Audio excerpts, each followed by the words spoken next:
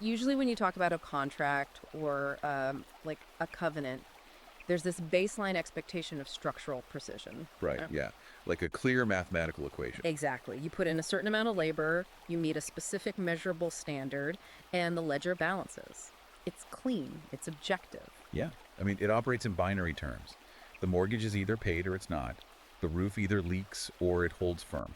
And that objectivity is comforting Yeah. because we fundamentally like things to be visible and categorized. But then, and this is what's so fascinating, you step into the landscape of modern relational dynamics or corporate HR or domestic life, and suddenly that objective ledger is just thrown straight into the fire. It really is. Yeah. You find yourself in an environment that is no longer governed by what you actually do, but entirely by how someone else feels about what you do. Which is just crazy to try and navigate. Oh, it becomes the absolute definition of an unmeasurable, constantly fluctuating emotional economy. And attempting to navigate that kind of terrain without a map well, it's just a recipe for total psychological exhaustion. Which is exactly why we are initiating this audit today. First off, welcome to the deep dive. And I want to ask you to please take a second to like this video and subscribe to the channel right now. It really helps us out. But anyway, today we are doing a massive forensic deep dive into a highly provocative new ebook. It's called Feminized Open Source Mind and Becoming the Diamond Mind of the Integrated Man. And it's by Sophie Marie Eve Riker. And right up front, we need to be incredibly clear about who this specific deep dive is engineered for, you know? Yeah, absolutely. If you are a listener deeply involved in men's rights advocacy, or if you navigate the red-pilled and manosphere spaces, and you're looking to understand the fundamental history of our institutions, like how they operated before they were captured by what the author describes as feminist and Marxist ideologies, this discussion is custom-built directly for you. We're going to unpack the exact architecture of that institutional shift. But before we get into the mechanics of it, we should probably pause here and be totally transparent with the listener. Good idea. Establish the ground rules. Right, so this book touches the third rail of modern politics. I mean, it tackles highly charged content regarding gender dynamics, the history of feminism, institutional capture. Our job today is not to validate or debunk the politics of the text. No, not at all. We are strictly neutral here. We aren't taking a left-wing side or a right-wing side, nor are we, endorsing the viewpoints presented. We are acting strictly as auditors. Our goal is to impartially report, unpack, and analyze her exact arguments so you can fully grasp the underlying logic of the source material. Yeah, we're basically just here to run the numbers on her claims, plain and simple. And actually, speaking of running the numbers, a quick housekeeping note. If you want to follow along with the source material while we unpack it, I highly encourage you to go check Amazon Kindle and Google Playbooks to buy the ebook right now. Highly recommend having it in front of you. Definitely. You will also want to check out the author's Substack at the handle @Conrad N. Riker. All right, so we've got our mission.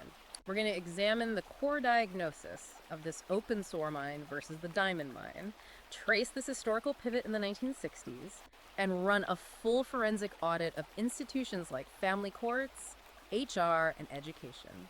Let's jump in. What exactly are we looking at with this core diagnosis? Well, the foundational premise of Riker's argument is that the modern emotional economy is structurally rigged. Rigged how? So the text posits that we have transitioned into a system that systematically converts female discomfort into an unpaid male debt. An unpaid male debt. That is a heavy way to frame it. It's very blunt. And to explain how this works, the author establishes two distinct states of being. On one side, you have what she calls the open source mind. Man, that is an incredibly visceral image. The open source mind. Yeah, it's meant to evoke a very specific kind of hypersensitivity. The open source mind is described as this state of perpetual woundedness. Imagine an exposed nerve, a throbbing mass of unanchored anxiety that constantly demands the external world adjust to soothe it. Oh, I see. So it's constantly needing the world to bend around it. Exactly. In this state, feelings dictate facts. If a person feels offended, then an offense objectively occurred in reality, and someone else must pay the price for it, usually in the form of constant, visible emotional labor. And the counterweight to that, what's the alternative she presents? The alternative is what the text calls the diamond mind of the integrated man. The diamond mind. Right. And this represents stoic utility, geometric precision, and an unyielding consistency.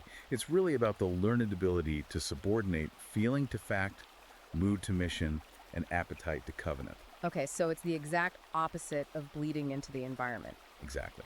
Where the open source mind bleeds into the room and demands the world soften its edges, the diamond mind refracts the harsh light of reality.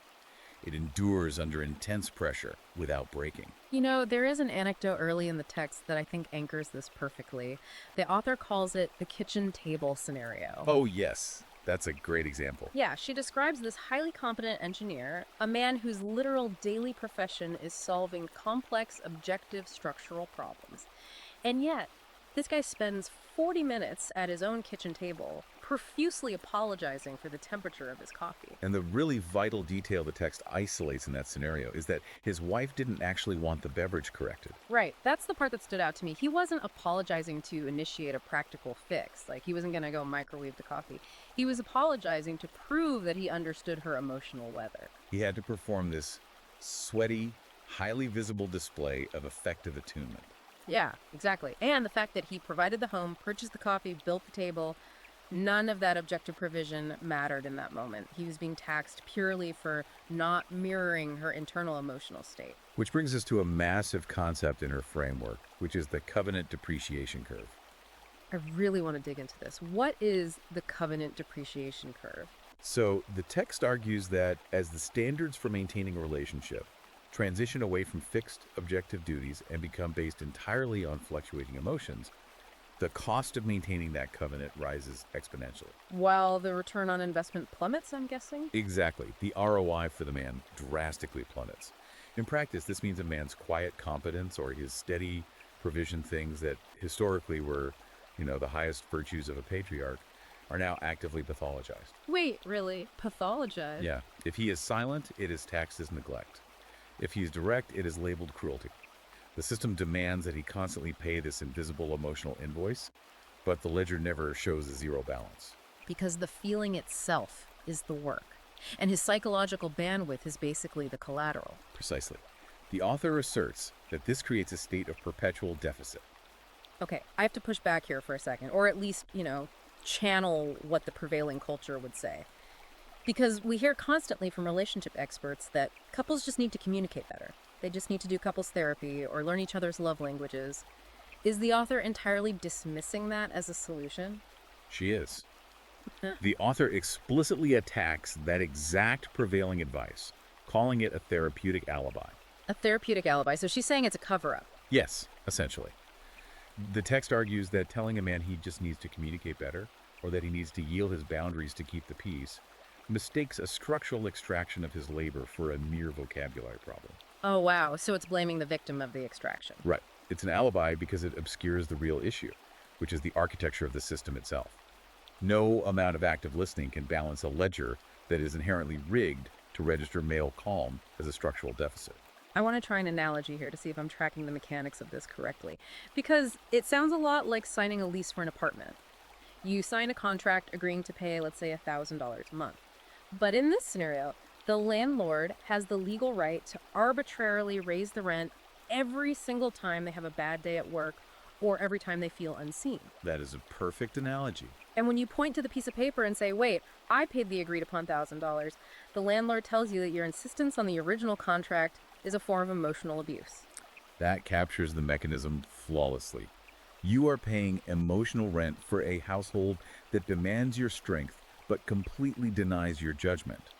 The system treats male provision as a baseline entitlement, like a naturally occurring resource to be mined without limits, rather than a reciprocal covenant that must be honored. So, to you, the listener, if you're hearing this right now and thinking, wait, I just spent an hour apologizing yesterday for something that made no logical sense, this is the exact mechanism the author is trying to name for you. How often do you feel that your steady, quiet presence is treated as a baseline entitlement? It's a very sobering question to ask yourself. It really is. But that naturally leads to a massive historical question. This emotional rent system couldn't have just appeared out of nowhere. How did this become the default setting? Right, so to understand the origin, the deep dive really has to shift to the historical pivot, where the rules of the domestic game were completely rewritten. And the author points a massive spotlight at the 1960s. Specifically at Betty Friedan's 1963 book, The Feminine Mystique. Yes. The text treats that book almost like an intellectual landmine placed into the traditional household. Friedan essentially diagnosed standard suburban domesticity as a psychological prison. Now, from a marketing perspective, framing a home as a prison is incredibly potent. Oh, it was culturally explosive. But the author's forensic audit looks past the rhetoric to reveal the hidden premise. If the home is suddenly defined as a cage, then the man who built it, the man who fronts it and provides for it, is instantly recast as the jailer. Man, that is a staggering inversion. Male provision, which for thousands of years was seen as an honorable foundation, a duty to be respected, is reframed overnight as the literal bars of a prison cell. Exactly. The text argues that this narrative shifted the burden completely. The old system was grounded in reciprocal fixed duty. You do this, I do that, we have a binding covenant. Right, measurable standard. But that structure was replaced by fluid, subjective feelings.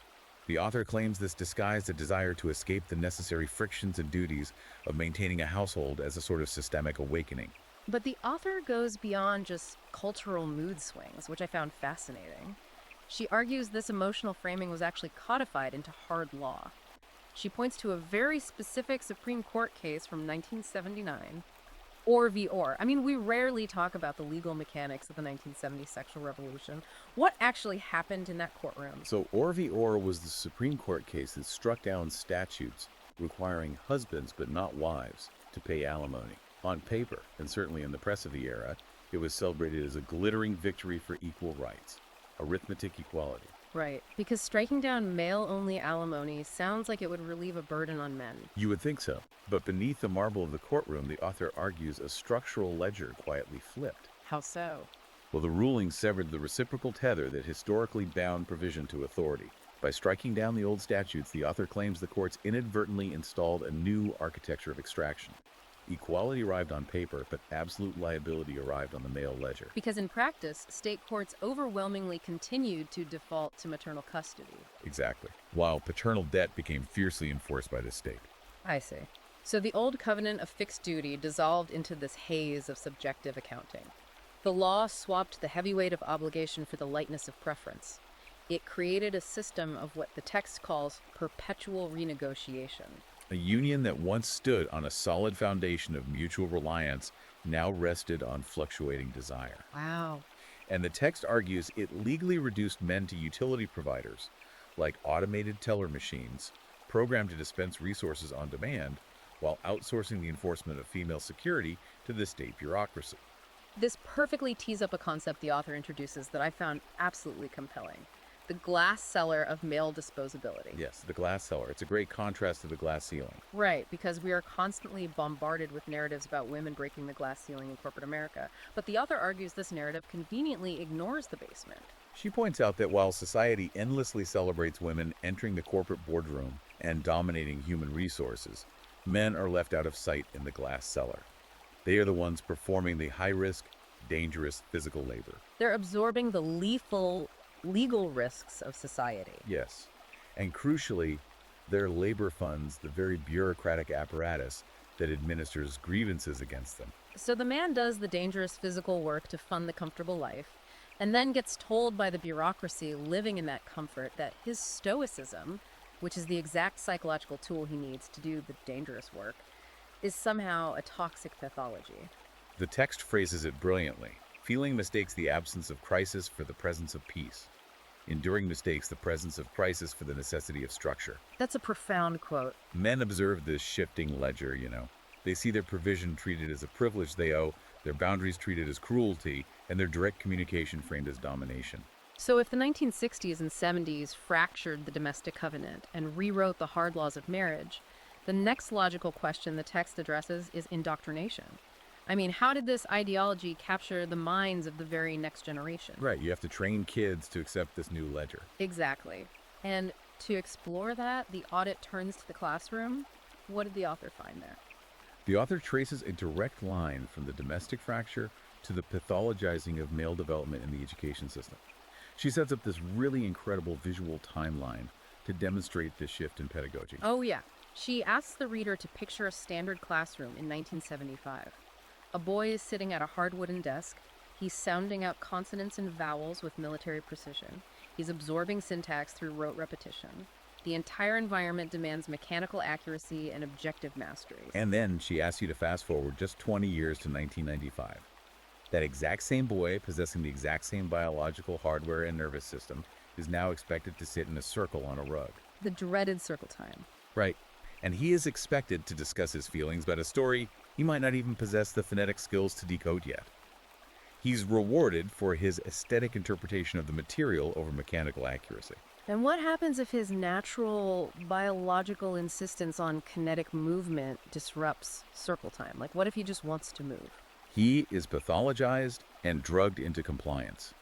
The text argues that a boy's natural kinetic hunger, which historically was viewed as raw iron to be tempered into productive strength, suddenly became a clinical disorder to be medically managed. So the system swapped the anvil for the cushion. It rewired the room to reward stillness over strength. Exactly. And then, as the author sharply notes, the system billed the fathers for the medication required to force their sons to sit still. Man, that is bleak.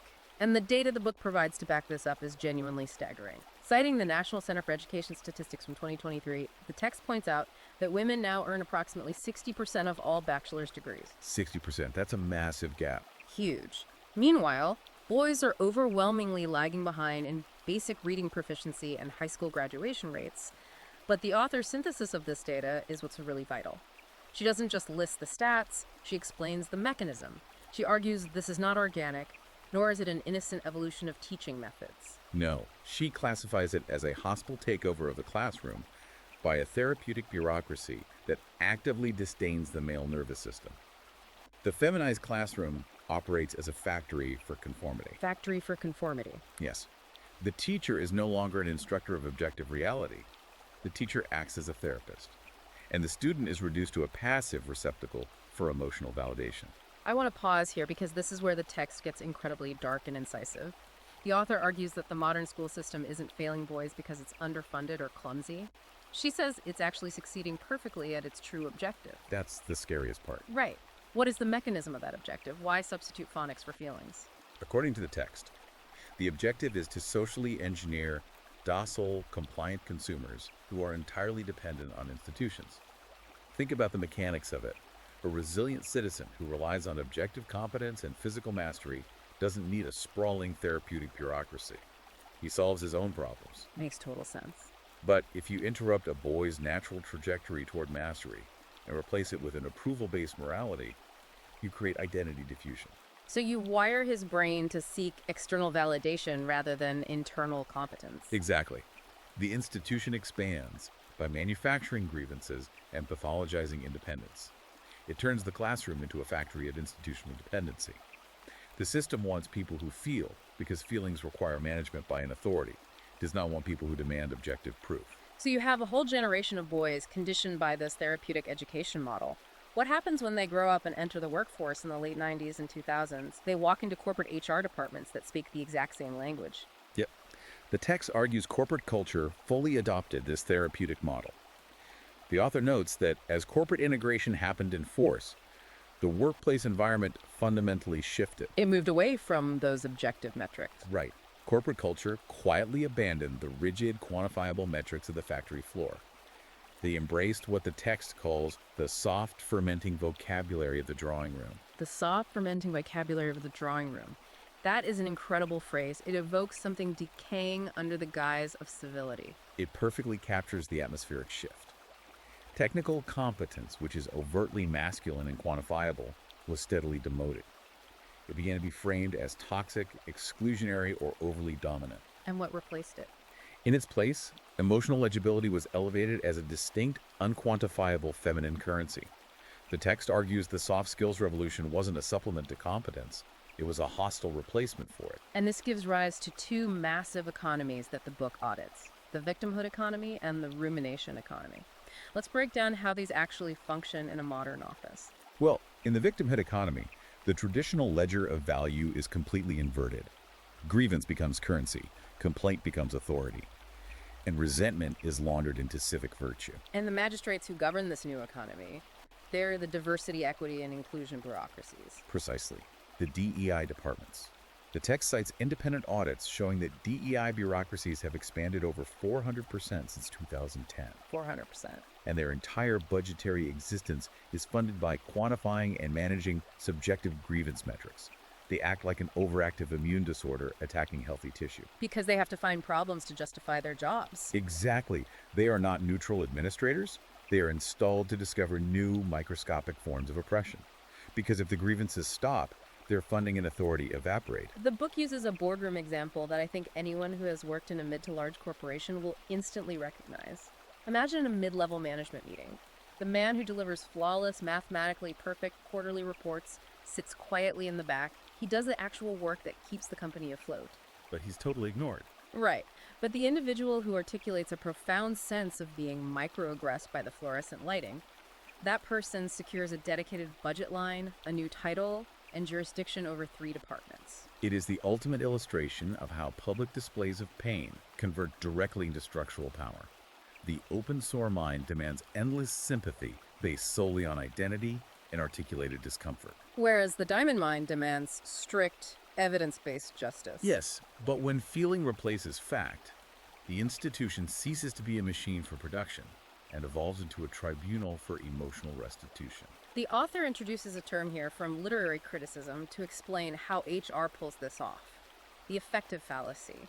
Can you slowly unpack how she applies a literary term to corporate culture? Sure, so the effective fallacy originally described a critical error in reading, mistaking the emotional intensity a reader feels for the actual factual accuracy or merit of a text. Okay, so just because a book makes you cry doesn't mean it's a true story. Exactly. And the author argues that modern culture commits this error daily at an institutional level. We elevate a subjective mood to the level of objective reality. The trap in an HR dispute is always the same.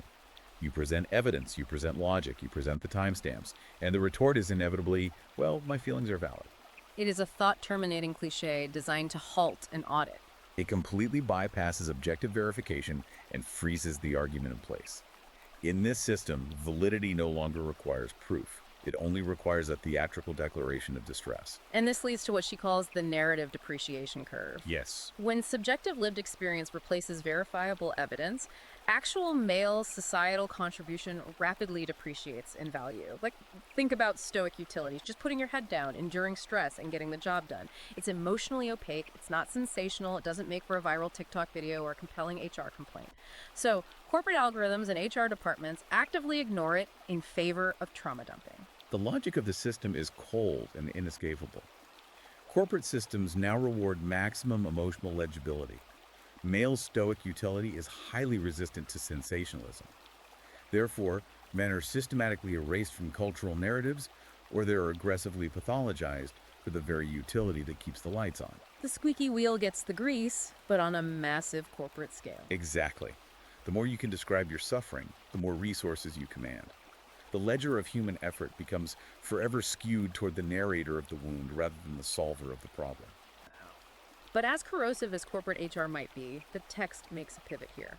The author argues that the ultimate extraction machine, the absolute apex predator of the victimhood economy, isn't found in a cubicle. It is the family court system. The deep dive into family law is brutal and unflinching. Yeah, it really is. The author views family courts as the primary laboratory, where subjective emotional demand was scientifically converted into objective financial liability. She argues that these courts operate on a massive structural double standard. They default to maternal presumption, meaning the mother automatically gets the benefit of the doubt, the home, and the children, while paternal provision, the father's future earnings, is treated as a baseline entitlement by the state. This is the covenant depreciation curve, applied in a strict, unforgiving legal context. The author asks the reader to just follow the money. Always a good idea. The courts expanded their jurisdiction precisely when they expanded their control over male earnings. The system creates what she terms iatrogenic incentives. Iatrogenic. I want to spend a minute on this word because it's crucial. Iatrogenic means the treatment itself causes the disease. It's like a towing company that quietly scatters nails on the highway so you have to call them to fix your flat tire. That is a perfect metaphor. The family court system actively rewards perpetual conflict, endless mediation, and the pathologizing of normal male behavior because that conflict creates a permanent, lucrative revenue stream for the legal and therapeutic priesthoods. So they're basically an arsonist getting paid to put out the fires they started. Exactly. The institution profits directly from the open sore. It keeps the wound inflamed to justify the administrative apparatus that feeds upon it. And the open sore mindset demands total custody leverage, not necessarily to protect the child from danger, but to ensure continued financial extraction. It mistakes possession of the child for protection and confuses administrative control with love. The author argues the ledger proves that family court isn't about child welfare. It is about maintaining a bureaucratic monopoly over the distribution of domestic resources. And for any listener currently navigating modern relationships or considering cohabitation, the author offers a piece of incredibly blunt logistical advice to counter this machine. Ah, yes, the custody ledger, or the Yeah. covenant charter. Right. She advises the integrated man to legally file this document before entering any long-term commitment. This charter explicitly defines fixed duties, measurable behavioral standards, and strictly split financial liabilities in the event of a separation. And she is adamant that this is not cynicism. It is logistical armor. It's an architectural plan that specifies who pays, who decides, who serves, and who is protected. Because you simply cannot rely on the goodwill of a system designed to extract from you. Heavy armor advances methodically. It secures supply lines before engaging in the skirmish. The Diamond Mind accepts that physical separation might be necessary to preserve unbreakable structural principle. Yeah. It refuses to trade its mission for temporary quiet. But, I mean, you can put up all the legal armor you want. You still have to interact with the psychology on a daily basis. Surviving these institutions requires a deep understanding of the specific psychological weapons being deployed against men in both the domestic and public spheres. Which brings us to the psychological laws of relational warfare. The text transitions beautifully here, from institutional macroanalysis to interpersonal microdynamics. The author argues that modern relational warfare relies on very specific, observable tactics. Right. She lists attachment manipulation, projection, Darvo, and what she defines as the male JD trap. Let's take these slowly, because this is where the theoretical hits the pavement for a lot of guys. Darvo. That stands for deny, attack, reverse victim, and offender. It is a really well-documented psychological mechanism. When the instigator of a conflict is confronted with objective accountability, they first deny their behavior, then they attack the person who pointed it out. Just immediately go on the offensive. Right. And finally, they reverse the role so that they retroactively become the victim of the confrontation itself. The author argues this is the default operating system of the open source mind when cornered by facts. And the trap that men instinctively fall into when faced with Darvo or projection is what she calls the JD trap. Justify, argue, defend, explain. I want to know why logic fails here. Like, why do men always fall for this? Because men are largely driven by logic and an innate desire to fix mechanical problems. When confronted with an irrational accusation, a man will instinctively try to pour his labor into explaining or defending his perfectly rational actions. He assumes his partner is operating from the same ledger of logic. He thinks, if I just explain the math of the situation, she will understand. But the text argues that by J in justifying, arguing, defending, explaining, the man is actually pouring gasoline on the fire. He is validating the irrational premise by treating it as a legitimate topic worthy of debate. Exactly. The open source thrives on the frantic energy of explanation. The more he explains, the wider the crack becomes, because the system is starved for his emotional labor as fuel. His panic, his frustration, his desperate attempts to clarify, that is the actual currency the open source is extracting. Wow. So what is the defense mechanism? How do you neutralize the JAE trap? The author introduces the strategic silence index. You just cut off the fuel supply entirely. Just total silence. Pretty much. The Diamond Mind knows that truth requires no defense, only presence. You state the boundary plainly once, and then you let the silence hold the line. You enforce the consequence without escalation, without anger, and crucially, without apology. That sounds incredibly difficult to do in the heat of the moment. Oh, it is. And the author notes that volatility will initially spike when the JG supply is cut, what psychologists call an extinction burst. But once the boundary stands unyielding, the system predictably stabilizes against the hard wall of reality. This connects directly to another fallacy she points out, the moving goalpost fallacy. This is the perpetual deficit structure of modern relationships. Yeah, the author maps how standards for relationship success do not stabilize as male provision increases. Rather, they expand unpredictably. She lays it out chronologically, which I thought was fascinating. Financial security triggers a demand for emotional labor. Supplying emotional labor triggers a demand for aesthetic presentation. Aesthetic presentation triggers a demand for spiritual alignment. The underlying premise is that female comfort is the supreme good, and male competence is merely the disposable, infinitely renewable fuel to achieve it. And a man can never fully arrive, because the definition of arrival itself is redefined the moment his foot steps over the threshold. Which naturally raises a profound question regarding sanity. How does a man stay grounded when the very language of the relationship is being constantly manipulated, when words change meaning depending on the atmospheric mood of the day? The author points to what she calls the platitude inflation index. She cites linguistic analysts who track relationship advice media, and they have actually documented a 60% surge in inherently contradictory platitudes over the last decade alone. 60%. That is a massive destabilization of language. It is a calculated maneuver. As traditional words lose objective weight through relentless redefinition, emotional claims gain unearned purchasing power. A man is simultaneously told he is too dominant and too passive, too available and too distant, depending entirely on the phantom threats registered by his partner's nervous system that morning. You can't win. The goal, the author argues, is cognitive dissonance. Holding two mutually exclusive beliefs simultaneously is a structural failure of the mind, but it grants the speaker unilateral leverage over the narrative. So the open source exploits ambiguity, while the diamond mind enforces precision. But this manipulation of language goes much deeper than just domestic arguments about who said what. The text argues it represents an assault on the very classical laws of reality. This takes the deep dive into the most philosophical terrain of the book, the transcendental audit. The author examines the classical transcendentals' truth, goodness, and beauty, and argues they are being actively inverted by the therapeutic cartel. Let's look at how she defines that inversion. The text argues that classical truth, which requires rigid adherence to external measurable standards, is being replaced by subjective lived experience. Beauty, which historically relied on geometric proportion, discipline, and structural harmony, is being traded for curated therapeutic ease. Right. And goodness. If truth is just lived experience, goodness must be completely stripped of any moral weight. Does she argue it just becomes about feeling cozy? She makes a profound distinction here. Goodness is redefined as mere comfort. True goodness, in the classical sense, requires agonizing effort, immense sacrifice, and the ruthless subordination of appetite to a higher purpose. So it's hard. Goodness is hard. Very hard. Comfort, on the other hand, is simply the temporary suspension of external demands. By mistaking soothing for salvation, society produces a population utterly incapable of tolerating the friction required for moral or physical growth. To illustrate this, she brings in an analogy from Plato's Republic. She contrasts the classical builder of the city with the modern sophist. Yes, the builder of the city is grounded in logos logic, structure, hard reality. He builds physical walls designed to withstand a siege. The sophist, the manipulator of subjective narrative, doesn't care if the physical walls of the city are made of wet paper.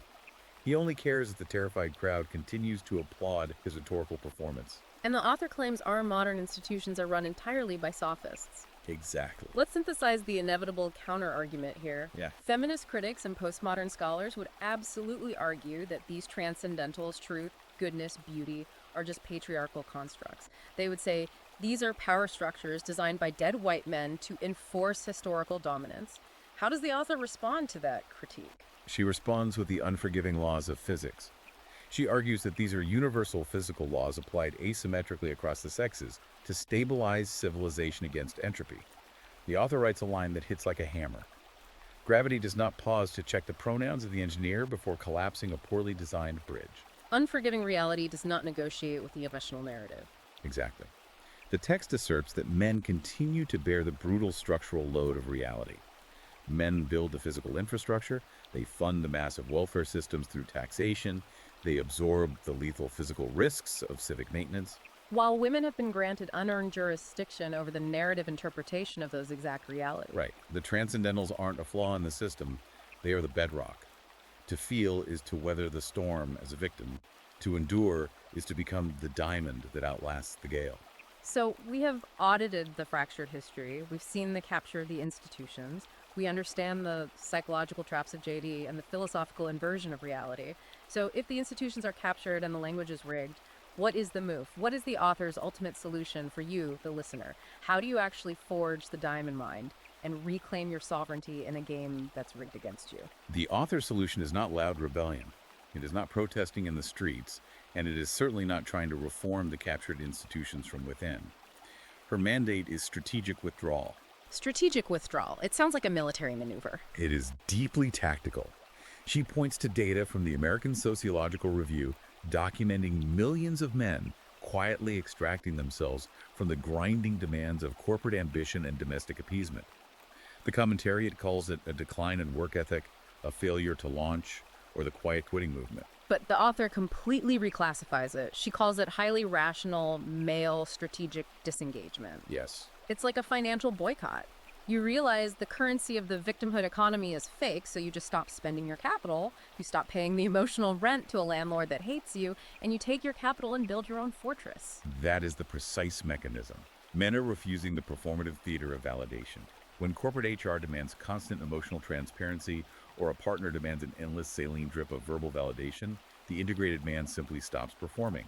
He reverts to measured transactional utility. He enforces a strict covenant of exchange. The text talks about how this withdrawal is visibly reshaping male social structures. Men are abandoning the exhausted theater of seeking female validation online or in captured corporate spaces. Instead, they are building decentralized, male-only zones of mutual benefit. They are returning to Stoic philosophy. They're realizing that dignity isn't bestowed by a crowd, it's a structural fact enforced by your own limits. And this leads to the foundational unit of resistance outlined in the book, the ordered household. The text references Aristotle's Politics, noting that the oikos, the structured household, is the absolute bedrock foundation that predates and supersedes the polis, the state. Right, because the state is just an aggregation of households. Exactly. When the household fractures into subjective emotional chaos, as it did post-1960s, the state inevitably expands to compensate for the loss of order, swallowing male agency and financial resources in the process. Therefore, the author mandates building a sovereign, ordered household completely outside the corrupt mainstream system. And she backs this up with the Harvard Grant Study, which is one of the longest-running, most comprehensive studies of human development in history. The data definitively proves that strictly ordered households built on traditional virtues strongly correlate with massive wealth accumulation, lifelong resilience, and profound psychological satisfaction. Men who attempt to adapt to cultural decay, who swallow the emotional rent and constantly bend their standards, eventually fracture under the stress. But men who construct sovereign domains where truth and duty are codified, they compound their strength over time. Adaptation is a slow bleed. Construction is compound interest. That's how you become the integrated man. But she gives the reader a very practical tool to achieve this daily: the diamond ledger or the transcendental ledger. Okay, what is the diamond ledger? She challenges the listener to implement a rigorous accounting of their daily lives. Each evening, you meticulously track your objective utility. You ask yourself, what structural problem did I solve today? Did I uphold a standard when it would have been easier to compromise in JDE? You measure your appreciation as a societal asset based on reliability, not on whether your boundaries made someone uncomfortable. Because the open sore mind keeps an emotional receipt book, obsessively tallying every slate and every moment it felt misunderstood. The diamond mind keeps a utility ledger. It generates its own stability through disciplined execution. It is a comprehensive forensic audit of modern institutional and relational life, and it leaves us with a profound macroeconomic and cultural question to consider. Lay it on us. What's the final thought? If the men who actually build and maintain the physical and economic infrastructure of society collectively decide to engage in strategic withdrawal, if they withdraw their unmeasured emotional labor to build parallel sovereign households based on strict reciprocity, what happens to the bureaucratic state when the invisible tax it relies on simply stops paying out? What happens when the foundation decides to stop pretending it is the weather? Man, that is a staggering thought to mull over. To you, the listener. If this deep dive resonated with you, if this forensic audit brought clarity to the friction you've been feeling in your own life, you absolutely must go check out Amazon Kindle and Google Playbooks right now to buy Feminized Open Sore Mind and Becoming the Diamond Mine of the Integrated Man by Sophie Marie Eve Riker. The author notes that the work begins the moment you decide to stop auditing yourself and start auditing the system. Read it slowly. Apply the tests to your own environment. And if the patterns click into place, the author asks that you leave a 5-star review for the book to help other men find the exit. You are also highly encouraged to follow the author at Conrad M. Raker on Substack for more daily dispatches and forensic audits. Finally, a last reminder. Please like this video and subscribe to the channel so you never miss a deep dive. The ledger is waiting. Step into the geometry.